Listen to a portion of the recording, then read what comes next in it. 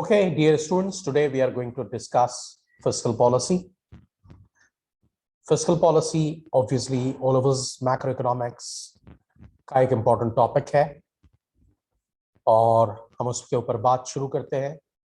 Fiscal policy के ऊपर MCQs भी आ रहे होते हैं और थ्योरी क्वेश्चंस भी बहुत ज़्यादा आ रहे होते हैं और प्लस ये कि जो मैक्रो इकोनॉमिक इश्यूज हैं उनको किस तरह सॉल्व करना है, उसमें एग्जामिनर ऑब्वियसली पॉलिसीज पूछ रहा होता है।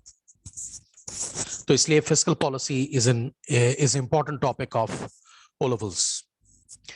First of all, mind it that fiscal policy is the taxation and spending policy of the government. Where will the government spend? Where from the government will generate taxes? Where will the government spend it? And for what purposes? That is fiscal policy. Fiscal policy is the taxation and spending policy in order to achieve macroeconomic and microeconomic objectives of the government. मिसाल के तौर पर fiscal policy को government इस्तेमाल करेगी inflation को control करने के लिए। फिस्कल पॉलिसी को गवर्नमेंट इस्तेमाल करेगी इकोनॉमिक ग्रोथ रेट को बढ़ाने के लिए। फिस्कल पॉलिसी को गवर्नमेंट इस्तेमाल करेगी फुल एम्प्लॉयमेंट लेवल अचीव करने के लिए। गवर्नमेंट उसको इस्तेमाल करेगी balance of payment equilibrium maintain कर रखने के लिए, right, and distribution of income and development के लिए। तो जो मैंने फिस्कल पॉलिसी के टारगेट्स में लिखा हुआ भी है, आप देख सकते हैं सामने, ठीक है। लेकिन माइंड इट के फिस्कल पॉलिसी गवर्नमेंट सिर्फ मैक्रो इकोनॉमिक ऑब्जेक्टिव्स को अचीव करने के लिए नहीं अडॉप्ट कर रही होती, किसी हद तक fiscal policy micro economic failures को भी करेक्ट कर रही होती है, ठीक है। दोबारा सुन ले बात। पहली बात तो मैंने आपसे ये की कि fiscal policy is the taxation and spending policy of the government, जिसका मतलब यह है कि गवर्नमेंट कहां कहां टैक्सेस लगाकर पैसा फंड्स जनरेट करेगी और कहां कहां उसे स्पेंड करेगी, और फिर फिस्कल पॉलिसी के जरिए क्या क्या मैक्रो इकोनॉमिक ऑब्जेक्टिव्स अचीव करने इंपॉर्टेंट है उसके लिए। ऑब्वियसली इन्फ्लेशन एक बड़ा मसला है, उसको फिस्कल पॉलिसी के जरिए कंट्रोल करने की कोशिश करती है गवर्नमेंट। इकोनॉमिक ग्रोथ रेट को बढ़ाना इंपॉर्टेंट है, अनएम्प्लॉयमेंट रेट को कम करना इंपॉर्टेंट है, बैलेंस ऑफ पेमेंट पोजीशन को इंप्रूव करना जरूरी है, और प्लस ये कि रीडिस्ट्रीब्यूशन ऑफ इनकम गवर्नमेंट ने देखनी है। रीडिस्ट्रीब्यूशन ऑफ इनकम का मतलब यह है कि हायर इनकम ग्रुप्स पे टैक्सेस लगा के लोअर इनकम ग्रुप्स को फैसिलिटेट करना इज रीडिस्ट्रीब्यूशन ऑफ इनकम, और वो सबसे बेसिक रीजन है फिस्कल पॉलिसी का या बजट बनाने का, ठीक है। माइक्रो इकोनॉमिक फेलियर्स से क्या मुराद है? यानी कि मार्केट फेलियर्स। बहुत सारे मामलात ऐसे हैं, मिसाल के तौर पर गवर्नमेंट को अगर मोनोपोलीज को कंट्रोल करना है तो गवर्नमेंट उस पर इनडायरेक्ट टैक्सेस वगैरह लगा के बास टाइम मोनोपोलीज को कंट्रोल करेगी। गवर्नमेंट को डीमेरिट गुड्स को कंट्रोल करना है कि वो ज्यादा उनका स्प्रेड ना हो, तो डीमेरिट गुड्स के ऊपर इनडायरेक्ट टैक्सेस लगाएगी। तो फिस्कल पॉलिसी में mainly government macro economic objectives को परसू कर रही होती है, लेकिन काफी हद तक माइक्रो इकोनॉमिक मैटर्स से भी डील कर रही होती है। तो they are the targets of the fiscal policy. फिर हम बात करते हैं डिस्क्रिशनरी फिस्कल पॉलिसी। आपको पता होगा कि डिस्क्रिशन का मर्जी की का मतलब होता है मर्जी। अगर मैं आप मुझसे चाय पानी पूछें, आप मुझसे पूछें कि फॉर एग्जांपल सर आप कॉफी पीना पसंद करेंगे या चाय पीना पसंद करेंगे, और मैं उसके जवाब में आपसे कहूं कि इट्स योर डिस्क्रिशन, तो इसका मतलब यह है कि मैं कहना चाह रहा हूं आपकी मर्जी। डिस्क्रिशनरी फिस्कल पॉलिसी का कॉन्सेप्ट यह है कि गवर्नमेंट को बाय लॉ इस चीज की इजाजत है कि गवर्नमेंट मैक्रो इकोनॉमिक ऑब्जेक्टिव्स को देखते हुए फिस्कल पॉलिसी को अपनी मर्जी से डिजाइन करे। वो ये देखे कि इकोनॉमी में एग्रीगेट डिमांड बढ़ाने की जरूरत है या एग्रीगेट डिमांड कम करने की जरूरत है। गवर्नमेंट ये देखेगी कि इन्फ्लेशन के क्या हालात हैं, बैलेंस ऑफ पेमेंट पोजीशन के क्या हालात हैं, इकोनॉमिक ग्रोथ रेट कहां खड़ा हुआ है, अनएम्प्लॉयमेंट की क्या पोजीशन है, और उसके हिसाब से फिस्कल पॉलिसी डिजाइन करेगी। ये डिस्क्रिशनरी फिस्कल पॉलिसी की टर्म यहां इसलिए आ रही है कि पुराने जमाने में, यानी कि 20th सेंचुरी से पहले फिस्कल पॉलिसी डिस्क्रिशनरी नहीं हुआ करती थी। गवर्नमेंट के लिए यह जरूरी हुआ करता था कि जितने टैक्सेस गवर्नमेंट लगा रही है एग्जैक्टली गवर्नमेंट को उतना ही स्पेंड करना है। गवर्नमेंट के पास बोरो करने की ऑप्शन नहीं थी कि वो ओवर स्पेंड कर सके, या गवर्नमेंट के पास अंडर स्पेंड करने की ऑप्शन नहीं थी। गवर्नमेंट को एग्जैक्टली उतना ही स्पेंड करना होता था जितना गवर्नमेंट टैक्सेस लगा रही है, और गवर्नमेंट के स्पेंड करने का मकसद ज्यादा से ज्यादा कंट्री के डिफेंस को मेंटेन करना होता था, फौज वगैरह पर पैसा लगाना होता था, या फिर अपने एक्सपेंडिचर्स को, ऑपरेशंस को मीट करने के लिए गवर्नमेंट टैक्सेस लगाती थी। पुराने जमाने में 20वीं सेंचुरी से पहले फिस्कल पॉलिसी को, यानी कि टैक्सेशन एंड स्पेंडिंग पॉलिसी को, मैक्रो इकोनॉमिक ऑब्जेक्टिव्स को अचीव करने के लिए का कॉन्सेप्ट इतना मौजूद नहीं था, राइट। ये मॉडर्न वर्ल्ड में खासतौर पे 20वीं सेंचुरी के स्टार्ट में जॉन मिनर्ड केन्स, जो एक मशहूर इकोनॉमिस्ट है 20वीं सेंचुरी के स्टार्ट का, उसने इस चीज को एम्फेसिस किया कि गवर्नमेंट के लिए जरूरी नहीं है कि वो बैलेंस्ड बजट ही हमेशा इंट्रोड्यूस करे। गवर्नमेंट ये भी कर सकती है कि मैक्रो इकोनॉमिक ऑब्जेक्टिव्स को देखते हुए फैसला करे कि टैक्सेस को बढ़ाना है या कम करना है, या गवर्नमेंट एक्सपेंडिचर को बढ़ाना है या कम करना है। यानी कि फिस्कल पॉलिसी के जरिए वो एग्रीगेट डिमांड को मैनेज करके, एग्रीगेट डिमांड को कम ज्यादा करके मैक्रो इकोनॉमिक ऑब्जेक्टिव्स को अचीव करने की कोशिश करें। मिसाल के तौर पर अगर इकोनॉमी में रिसेशन है, आपको मालूम है कि रिसेशन का मतलब है कि डिमांड डेफिशिएंसी की वजह से, एग्रीगेट डिमांड लेवल बहुत ज्यादा फॉल हो जाने की वजह से, जीडीपी का कम होना और अनएम्प्लॉयमेंट का बढ़ना कंटिन्यूसली, उसे हम रिसेशन कहते हैं। तो अगर गवर्नमेंट को रिसेशन सॉल्व करना है तो गवर्नमेंट को एग्रीगेट डिमांड बढ़ानी होगी, और जब गवर्नमेंट को एग्रीगेट डिमांड बढ़ानी होगी तो ऑब्वियसली डायरेक्ट टैक्सेस को कम करना होगा, गवर्नमेंट एक्सपेंडिचर को बढ़ाना होगा। इसी तरह अगर कोई बूमिंग इकोनॉमी है और वहां मसला इन्फ्लेशन का है और हाई लेवल ऑफ इंपोर्ट्स का है, तो वहां कुछ और करना होगा गवर्नमेंट को। तो पता क्या चला कि as compared to the past, now the fiscal policy is discretionary, which means that government would itself decide about the expenditure and the taxes on the basis of the objectives which the government has to achieve. Government has the permission by law to manipulate its taxes and government expenditure to manage demand, either to increase aggregate demand or to reduce aggregate demand to achieve macroeconomic objectives, and that is discretionary fiscal policy. I hope you're understanding. If there is any question, please ask.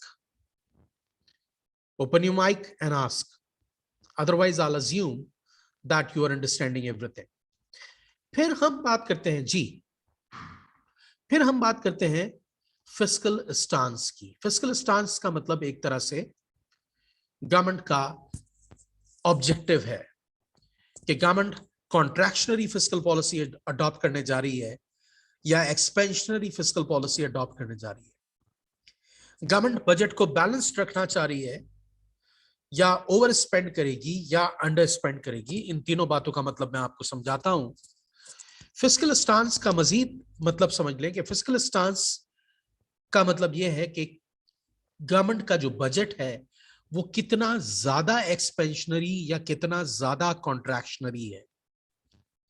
आपको पता ही है कि expansionary policy का मतलब या expansionary stance का मतलब यह है कि गवर्नमेंट एग्रीगेट डिमांड को बढ़ाकर जीडीपी को बढ़ाने में और अनएम्प्लॉयमेंट रेट को कम करने में इंटरेस्टेड है। जबकि कॉन्ट्रैक्शनरी स्टांस का मतलब यह है कि गवर्नमेंट एग्रीगेट डिमांड को कम करके इन्फ्लेशन को कंट्रोल करने के चक्कर में है, इंपोर्ट्स को कम करने के चक्कर में है। तो फिस्कल स्टांस का मतलब यह है कि गवर्नमेंट की फिस्कल पॉलिसी एक्सपेंशनरी है या कॉन्ट्रैक्शनरी है, या कितनी एक्सपेंशनरी है या कितनी कॉन्ट्रैक्शनरी है, वो हम बात करते हैं फिस्कल स्टांस में। फॉर एग्जांपल, जहां मेरा कर्सर है उसको देखें आप। बैलेंस्ड बजट का मतलब क्या है कि जितने टैक्स रेवेन्यूज गवर्नमेंट कलेक्ट कर रही है एग्जैक्टली उतना ही स्पेंड कर रही हो गवर्नमेंट, तो हम उसको बैलेंस्ड बजट कहते हैं। और अपेरेंटली, टेक्निकल डिटेल्स में क्योंकि मैं नहीं जा सकता ऑल ओवर्स में, अपेरेंटली बैलेंस्ड बजट का मतलब यह है कि ना कॉन्ट्रैक्शनरी इंपैक्ट आ रहा है, ना एक्सपेंशनरी इंपैक्ट आ रहा है अपेरेंटली। ये और बात है कि मैं ए लेवल्स को पढ़ा रहा होता तो मैं आपको बताता कि इवन बैलेंस्ड बजट से भी एक्सपेंशनरी इंपैक्ट ही आ रहा होता है, लेकिन ओ लेवल्स में हम इस डिटेल में नहीं जाते। ठीक है, तो बैलेंस्ड बजट का मतलब यह है कि टैक्स रेवेन्यूज और गवर्नमेंट एक्सपेंडिचर दोनों इक्वल है। गवर्नमेंट ना ओवर स्पेंड कर रही है, ना अंडर स्पेंड कर रही है, ना एक्सपेंशनरी स्टांस अडॉप्ट कर रही है, ना कॉन्ट्रैक्शनरी स्टांस अडॉप्ट कर रही है। दूसरे नंबर पे आ जाती है रिफ्लेशनरी और एक्सपेंशनरी बजट, जिसका मतलब यह है कि गवर्नमेंट टैक्स रेवेन्यूज बहुत कम कलेक्ट करेगी और गवर्नमेंट एक्सपेंडिचर को बढ़ाएगी so that government expenditure is greater than tax revenues. जिसका मतलब यह है कि गवर्नमेंट की आमदनी कम है और गवर्नमेंट स्पेंड ज्यादा कर रही है, यानी कि government budgeting for a deficit कर रही है। बजटिंग फॉर अ डेफिसिट का क्या मतलब है कि government is over spending. For example, government के पास टैक्स रेवेन्यूज आए हैं 10 लाख रुपए के और गवर्नमेंट खर्च कर रही है 20 लाख रुपए, तो गवर्नमेंट ओवर स्पेंड कर रही है। और बड़ी ऑब्वियस बात है कि जब गवर्नमेंट ओवर स्पेंड करती है तो गवर्नमेंट को ओवर स्पेंड करने के लिए बोरो करना पड़ता है। जाहिर बात है कि जब गवर्नमेंट स्पेंड ज्यादा कर रही है और इतनी इनकम नहीं है उसकी, इतने टैक्स रेवेन्यूज उसके पास नहीं है, तो ऑब्वियसली गवर्नमेंट को बोरो करना पड़ेगा। जबकि दूसरी तरफ डिफ्लेशनरी और कॉन्ट्रैक्शनरी स्टांस की बात करते हैं हम, तो डिफ्लेशनरी या कॉन्ट्रैक्शनरी स्टांस का मतलब यह है कि गवर्नमेंट एग्रीगेट डिमांड को कम करना चाह रही है और वहां पर वो करेगी ये कि टैक्स ज्यादा लगाकर टैक्स रेवेन्यू ज्यादा जमा करेगी और गवर्नमेंट एक्सपेंडिचर को कम करेगी।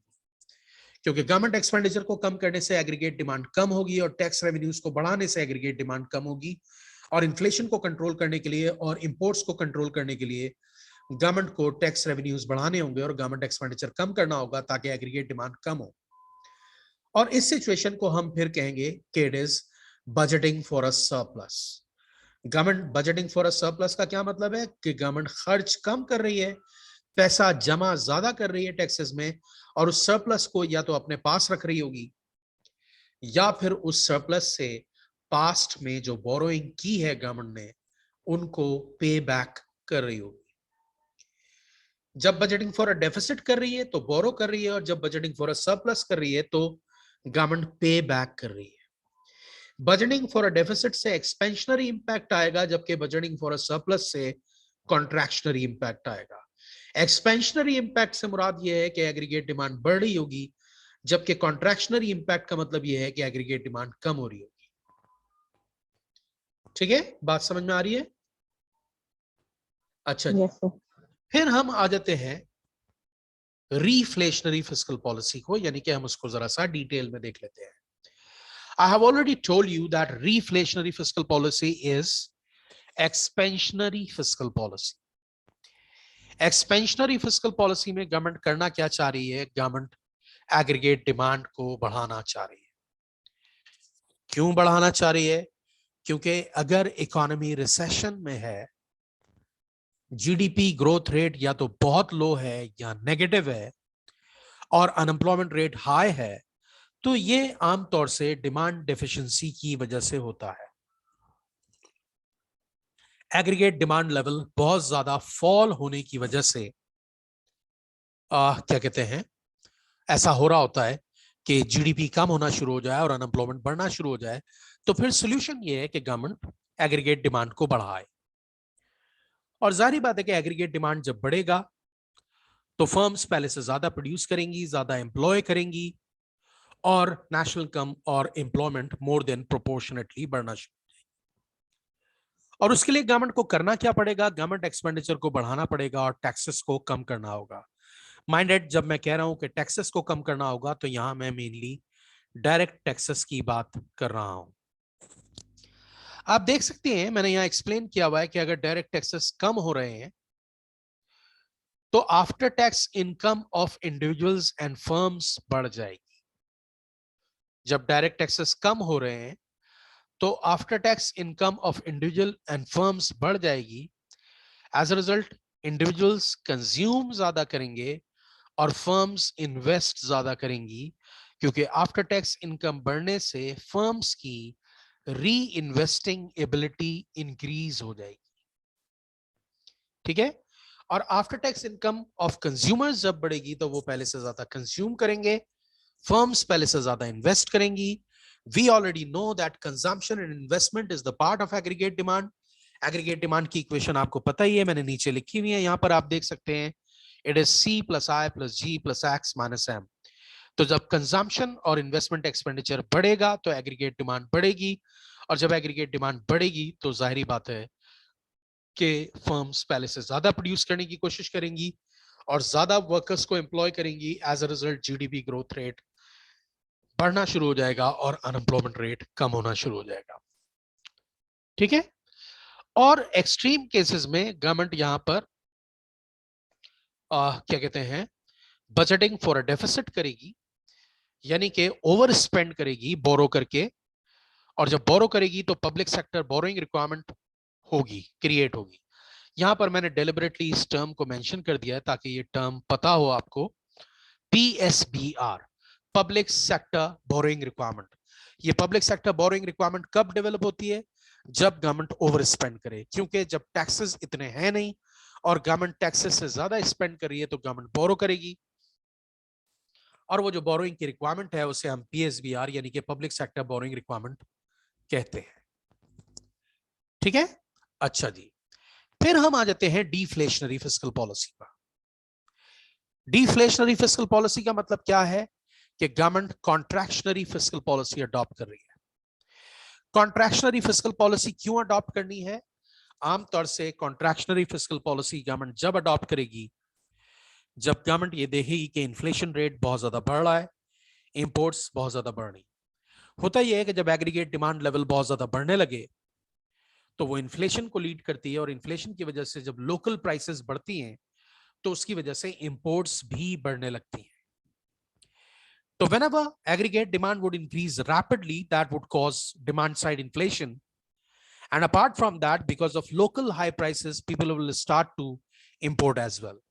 तो अक्सर ये देखा है कि हाई इन्फ्लेशन का प्रॉब्लम और हाई इंपोर्ट्स का प्रॉब्लम साइमल्टेनियसली हो रहा होता है, क्योंकि जब इन्फ्लेशन होगा तो लोकल प्राइसेस बढ़ रही है, एज अ रिजल्ट लोग इंपोर्ट्स पर स्विच करेंगे, और नतीजा ये निकलेगा कि इन्फ्लेशन जब बढ़ रहा होगा तो इंपोर्ट्स भी साथ साथ बढ़ रही होंगी.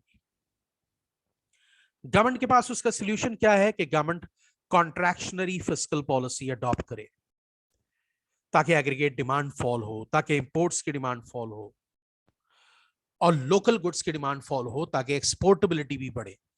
आप देख सकते हैं मैंने यहां लिखा हुआ है कि गवर्नमेंट डायरेक्ट टैक्सेस को इंक्रीज कर रही है, उससे after tax income of individuals and firms obviously कम होगी. डायरेक्ट टैक्सेस बढ़ेंगे तो इंडिविजुअल्स की आफ्टर टैक्स कम होगी, फर्म्स की आफ्टर टैक्स इनकम कम होगी, और आफ्टर टैक्स इनकम कम होने की वजह से कंजम्पशन और इन्वेस्टमेंट पर कंप्रोमाइज करना पड़ेगा. Both consumption and investment are the part of aggregate demand. When consumption and investment would fall, aggregate demand would fall, and when aggregate demand would fall, obviously the rate of inflation will go down. And because of a fall in after tax income, imports would also go down. And apart from that, when local demand is falling, then spare capacity for exports would also be developed. Direct taxes बढ़ेंगे तो after tax income लोगों की कम हो जाएगी और firms की. As a result consumption और investment पे कंप्रोमाइज करना पड़ेगा, एग्रीगेट डिमांड फॉल होगी, उससे रेट ऑफ इन्फ्लेशन कम होगा. दूसरी तरफ आफ्टर टैक्स इनकम कम होने की वजह से लोगों को और फर्म्स को इंपोर्ट्स पे से कंप्रोमाइज करना पड़ेगा. और तीसरी बात यह कि जब लोकल क्या कहते हैं demand for goods and services कम हो रही है तो एक्सपोर्ट्स के लिए स्पेयर कैपेसिटी भी डेवलप होगी. यानी कि जब फर्म्स देखेंगी कि लोकल मार्केट में डिमांड कम हो रही है तो वो एक्सपोर्ट्स मार्केट में इंटरेस्ट उनका डेवलप होगा. ठीक है.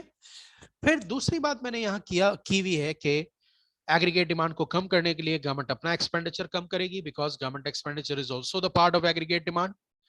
और जब गवर्नमेंट अपना एक्सपेंडिचर कम करेगी तो उससे एग्रीगेट डिमांड कम होगी और अगेन रेट ऑफ इन्फ्लेशन भी कम हो रहा होगा, और गवर्नमेंट इंपोर्ट्स पे से भी अपना एक्सपेंडिचर कम कर रही होगी. और जब लोकल डिमांड कम हो रही है तो उससे एक्सपोर्ट्स के लिए स्पेयर कैपेसिटी डेवलप हो रही होगी. और फिर हम बात ये करते हैं कि जब एग्रीगेट डिमांड कम होगी, इन्फ्लेशन कम होगा, और इंपोर्ट्स कम होंगी और एक्सपोर्ट्स की स्पेयर कैपेसिटी बढ़ेगी, राइट। और फिर ऐसा ग्रेटर लेवल पे करने के लिए गवर्नमेंट को बजटिंग फॉर अ सरप्लस करना होगा। बजटिंग फॉर अ सरप्लस का मतलब क्या है कि गवर्नमेंट टैक्सेस ज्यादा लगा रही है, डायरेक्ट टैक्सेस, और उन टैक्सेस को बजाय खर्च करने के पूल कर रही है, फिलहाल अपने पास सरप्लस में रख रही है। या तो सरप्लस में रखेगी या फिर पहले कभी बोरो किया हुआ है तो उसको रीपे करेगी। और उसके लिए यहां मैंने दोबारा एक टर्म इस्तेमाल की हुई है, पब्लिक सेक्टर डेट रीपेमेंट। यानी जो गवर्नमेंट ने पास्ट में बोरो किया था, गवर्नमेंट उसको वापस कर रही है जिससे भी बोरो किया था, and that activity is known as PSDR, यानी कि पब्लिक सेक्टर डेट रीपेमेंट या पब्लिक सेक्टर डेट रिटायरमेंट। तो जो भी सरप्लसेस गवर्नमेंट के पास बच रहे होंगे वो या तो उसको सरप्लस में रखेगी जब तक कि इन्फ्लेशन नहीं कंट्रोल हो जाता, और या फिर आमतौर से ये सरप्लसेस पास्ट डेट्स को रीपे करने में जा रहे होते हैं, राइट। तो आप देख सकते हैं कि गवर्नमेंट किस तरह एक्सपेंशनरी और कॉन्ट्रैक्शनरी पॉलिसी अडॉप्ट करके अपने मैक्रो इकोनॉमिक ऑब्जेक्टिव्स को अचीव कर रही है। आई होप कि आपके ये सारी बातें समझ में आई होंगी। ये हमारा छोटा सा टॉपिक कंप्लीट हो गया, हम यहाँ रुक जाएंगे आज। कोई बात समझ में ना आई हो तो आपके पास व्हाट्सएप की फैसिलिटी अवेलेबल है, कोई बात ना समझ में आई हो तो आप अभी भी सवाल कर सकते हैं, ठीक है। आई होप कि ये वीडियो आपकी समझ में आई होगी और आप इसको लाइक करेंगे और मेरे चैनल को सब्सक्राइब करेंगे। और दूसरी बात ये कि अगर आपको ये वीडियो समझ में आ रही है, पसंद आ रही है, तो ऑब्वियसली आप इसको दूसरों को भी रिकमेंड करेंगे और शेयर करेंगे। Thank you very much.